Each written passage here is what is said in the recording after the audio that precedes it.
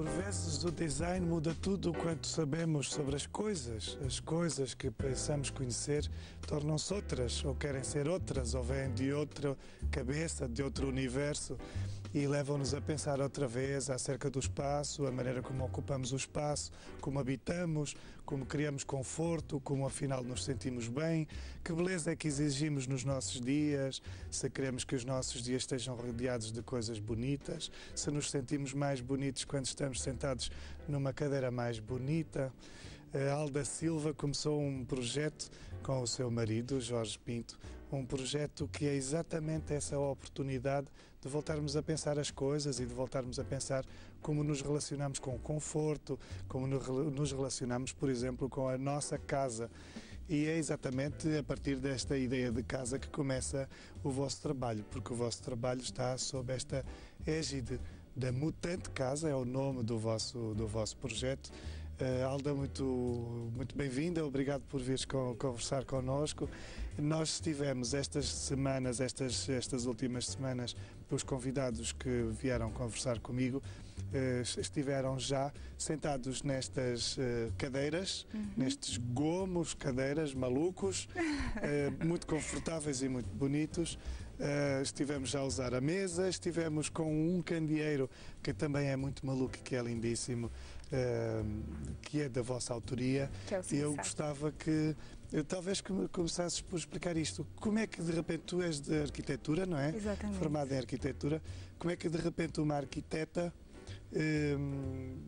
experimenta as formas dos objetos e entra no design, e como é que o design se transforma em algo da tua natureza, não é? Dos teus dias. Exatamente. Tudo começou com um módulo, no fundo, o nosso projeto começou em 2011. Começamos com um sistema modular construtivo que entendemos que deveria ser desenvolvido, deveria ser, no fundo, testado e implementado, e começou a pouco e pouco, começa pelo desenho, pelas peças. O nosso sistema construtivo, o nosso módulo, é constituído por peças, à semelhança dos legos, entre aspas. As peças são sobrepostas e prefazem um paralelepípedo vazado nas extremidades e que, no fundo, constitui um sistema que, quando associados os módulos, vão, no fundo, criar uma construção, que pode ser uma habitação, uma casa. Pois, a vossa ideia começa muito, ou também tem que ver com isto. Mais do que os objetos também, tem que ver, por exemplo, com a construção de uma casa inteira, de uma casa propriamente dita. Exatamente, e tudo nasceu daí. Porquê? Porque é uma casa mutante, é uma casa que pode ser ampliada, que pode ser desmontada e montada noutro lugar. Em última análise, inclusive, a pessoa pode ir comprando a casa à medida das suas possibilidades. Pode comprar um cômodo e depois outro cômodo, uma pala, um alpendre, seja o que for, uma porta, colocar uma porta, retirar uma porta, fazer uma parede, que é um conceito que me parece adequado, digamos, a esta nova realidade que muitas das vezes as pessoas precisam efetivamente de mudar, ou as suas necessidades mudam e precisam de repente ter uma casa outra, ao mesmo tempo que vocês permitem que seja a mesma casa, que subitamente vira outra. Lugar. Mas o vosso projeto vai mudando, mutação, no fundo. É uma construção, na verdade, não é? É uma construção contínua. E o vosso projeto começa neste ponto, não é? Começa neste a possibilidade de aumentar, diminuir, mudar, reequacionar. Exatamente. E estes objetos surgiram disso mesmo, desse projeto que começa pela casa, mas que depois há toda uma série de objetos no interior que é necessário serem pensados, repensados, reequacionados e de forma a que o espaço interior seja um pedacinho de espaço cênico com função, que os objetos sejam também esculturas que possam mudar, que possam ter outra posição, que possam ser associados e dissociados e que criem imagens diferentes e possibilidades diferentes de organização do espaço interior da casa. Um objeto que seja mais do que um objeto, seja 2 objetos ou 3 objetos. Exatamente. Não é? A nossa mesa, que é uma mesa, também é na verdade uma cadeira. É uma cadeira, é plana, esta é CAD plana, que tem realmente 2 funções. É uma cadeira e é simultaneamente uma mesa de apoio, uma mesa de leitura. Aliás, toda esta forma lembra um livro e remete para isso, para um apontamento de leitura.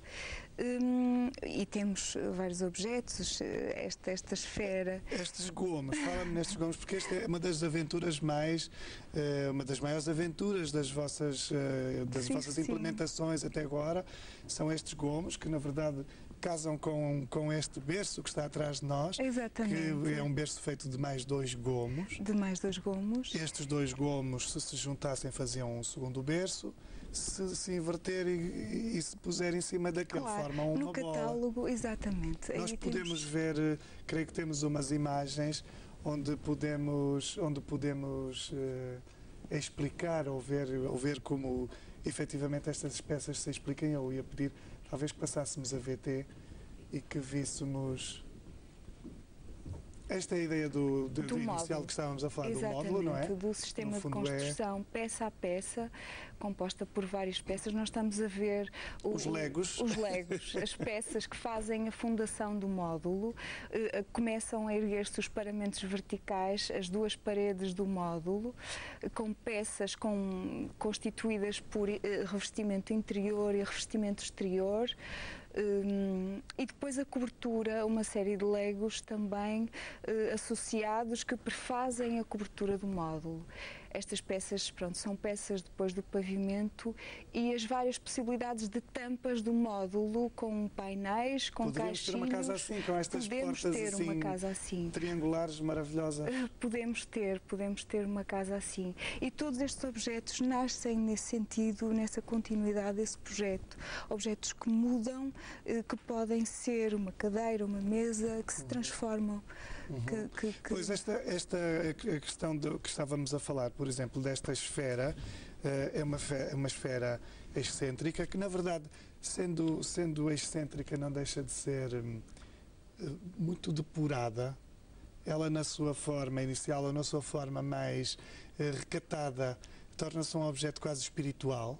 Sim. Porque é uma imensa, belíssima, limpa bola branca, assente numas pernas que parecem delicadas e, enfim, tem uma poeticidade muito grande esta peça, mas na verdade ela cria este efeito de desdobramento. Ela desdobra-se e de repente ela transforma-se ou em 2 berços ou em 4 poltronas. Ou então em gomos, para as crianças poderem brincar. Em gomos, exatamente. No fundo, banquinhos. E na verdade ela pode não ter as pernas podem ser recolhidas e os gomos podem assentar no chão e efetivamente balançar. Exatamente. Como é que a tua cabeça chega a uma obra destas? Como é que começas com uma coisa destas? E o que é que te diz que na engenharia das coisas isto vai funcionar? Porque os arquitetos às vezes sonham com absurdos que não são implementáveis, mas como é que tu consegues, como é que foi implementar isto e como é que tu pensaste? Eu vou fazer uma laranja esdrúxula com umas pernas esquisitas que recolhem e que vira vários objetos ao mesmo tempo. Sim, começamos, foi um longo trabalho, árduo, mas muito estimulante, muito divertido. Eu acho que estas peças divertem-nos imenso, são sempre uma aventura, uma procura, uma experimentação constante. E esta esfera foi com bastante trabalho, foi em casa, com serralheiro, e começamos a desenvolver. Mas não é fácil encontrar serralheiros, no fundo, quase artesãos. Exatamente. Que depois consigam ver os teus... É um serralheiro muito especial, é uma pessoa muito especial e que gosta também destes trabalhos estimulantes e desta aventura de procura incessante das coisas. Pronto, e é assim, quando estou a imaginar um objeto, não consigo dissociar a forma da função e de parte também mecânica, tecnológica, que inerente a esse mesmo objeto.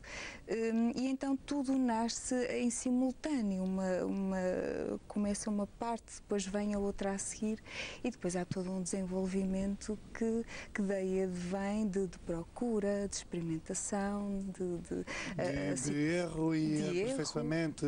Sim, sem dúvida. O caminho é esse, é andar para trás, depois andar outra vez para a frente e procurar e testar. Exatamente. Este sistema é complexo porque os apoios recolhem e depois têm que fixar, e fixam com umas molas, e depois, quando distendidos, têm que fixar. Pronto, seguramente, não é? Seguramente, tem de haver alguma robustez. Até porque o objeto é relativamente pesado. Exatamente. E por isso solicita essa segurança, digamos assim. Porque é estranho, de facto, estes apoios, ao recolher, a gente fica um bocado a pensar como é que isto recolhe, como é que é o mecanismo por dentro para que estes gomos de repente se encerrem e fiquem numa bola perfeita, não é? Mas quer esta peça, quer este magnífico candeeiro, estiveram, por exemplo, em Serralves, foram aceitos para os enormes desafios, não é? Eu gostava que me falasses um pouco isso, como foi, porque foi no fundo a vossa primeira prova de fogo, foi terem sido aceitos para a exposição em Serralves, não é? Exatamente. Foi a primeira prova de fogo e foi fantástico, foi muito bom para nós estarmos lá presentes com estes dois. Afinal, candidatamos com os dois objetos e foram ambos selecionados. Para nós foi ótimo. O sem saco esteve lá e está lá à venda na loja de Serralves. A esfera não, dadas as dimensões da peça, e o espaço de loja é relativamente pequeno, mas está no site de Serralves também à venda. Foi uma experiência muito gratificante, muito positiva. No fundo, o contacto com outros criadores, com outras pessoas que criam outras peças, também é muito, muito estimulante, é muito positivo. E foi uma experiência muito boa, ótima, que pretendemos agora E o sucesso deste candeeiro, por exemplo, é categórico, não é? Sim. As pessoas, os visitantes de Serralves, encontram, desde logo pela graça. Devo dizer que este candeeiro tem esta versão de pé alto, não é? Não sei como dizer isto. Sim. Mas, enfim, de pé alto. Mas é também um candeeiro de mesa, ou seja, sem pé, o saco pousa perfeitamente, não é? Planamente pousa numa mesa. Ele é feito de uma fibra de vidro. De fibra de vidro. Exatamente. E uma das coisas engraçadas neste saco é que, eventualmente, colocado neste suporte alto, temos de ter um pouco mais cuidado com a lei da gravidade, mas nós podemos encher o saco com o que quisermos, na verdade, e podemos desde logo fazer do saco uma espécie de jarra de flores. Continua a ser um candeeiro, a parte elétrica está absolutamente protegida, por isso, e o interior do saco não contacta com essa parte elétrica, e por isso o saco vira um contentor, vira um jarro, pode ter, em última análise, ele é mais ou menos transparente, em última análise podemos até pôr um peixe a nadar ali dentro, e que se sentiria a nadar eventualmente na Lua, num tempo, ou no Sol, por causa da luz. Este tipo de objeto, este objeto específico que vem da luminária, talvez seja o objeto mais poético e encantador ao mesmo tempo, porque parece ele mistura o design e a sofisticação do design, uma espécie de vanguarda, mas mistura com algo que nos parece de todos os dias, da simplicidade, da humildade. Então é um objeto muito inusitado, porque um saco de plástico é algo que facilmente deitamos fora, né? E de repente imaginá-lo como objeto digno de se colocar na nossa casa, na sala, por exemplo, é muito inusitado, enfim, é muito divertido até. Eu gostava de saber como é que tu chegas a isto, como é que tu chegaste, por exemplo, a este... Quando é que olhaste para um saco e pensaste, vou transformar este saco num belíssimo candeeiro? Isso acontece assim ou não tens sequer consciência do que fazes? Há coisas que acontecem assim, outras não, é? Outras prendem-se com um processo mais longo de procura e desenvolvimento. O sem saco foi um objeto muito que nasceu assim, realmente.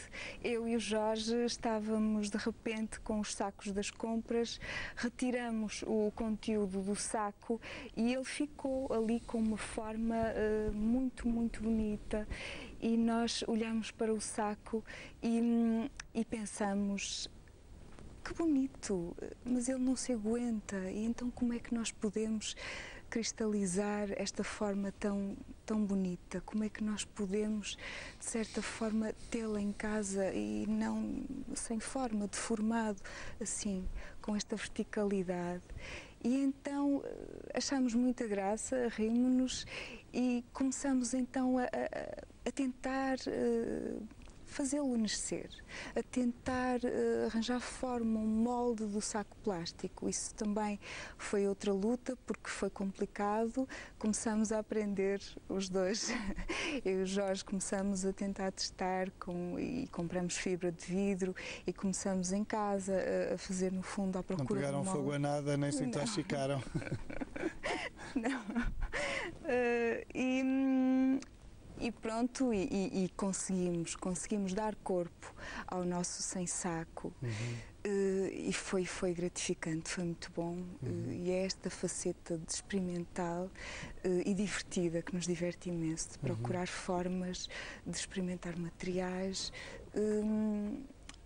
que nos deu prazer e que nos dá prazer quando olhamos para ele. No fundo tem que ver com vocês próprios, enquanto criadores, serem surpreendidos por aquilo que fazem. Exatamente. Não é? Irem buscar uma surpresa para vocês mesmos. Exatamente. Não é? Porque se não vos surpreender a vocês, talvez não surpreenda ninguém.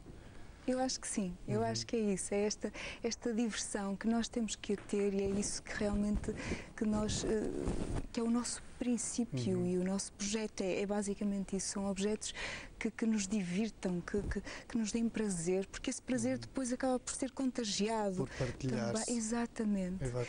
E foi este sem saco que tem este nome estranho, sem saco. Sim.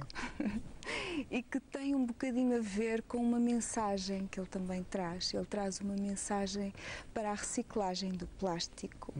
E como os nossos objetos têm identidade e como os nossos objetos têm um bocadinho de nós, um bocadinho da nossa terra, daquilo que nós somos, das imagens, de tudo que passa por nós e que fica em nós.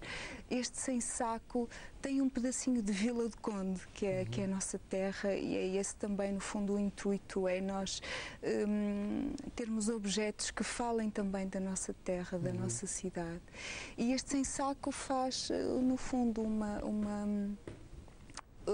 faz um alerta para tentar sensibilizar a população para a reciclagem do plástico e para o impacto negativo que tem com o meio ambiente, mais propriamente com a faixa marítima, com o mar e com os ambientes marítimos, porque peixes e aves, os peixes entendem que o plástico acaba por ser um alimento e isso acaba por afetá-los muito, e é necessário sensibilizar, é necessário reciclar o plástico.